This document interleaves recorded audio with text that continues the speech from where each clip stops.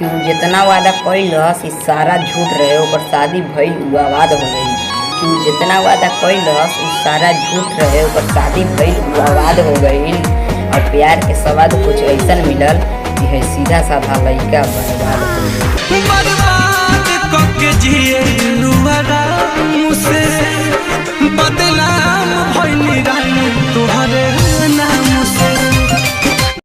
जे तोहर केहू न रहल उ तोहर इतना बड़ा खास हो गई कि जे तोहर केहू न रहल उ तोहर इतना बड़ा खास हो गई। काहे करेगा हमसे ज्यादा ऊपरे बतिया पे विश्वास हो गई। हमरा जिंदगी में आके इतना सपना देखा के कहाँ गइलू जाना। कि जब खो जाइले उनकर याद में तो केहू कुछ कहे सुनैबे ना करेला। कि जब खो जाइले उनकर याद में तो केहू कुछ कहे सुनैबे ना करेला।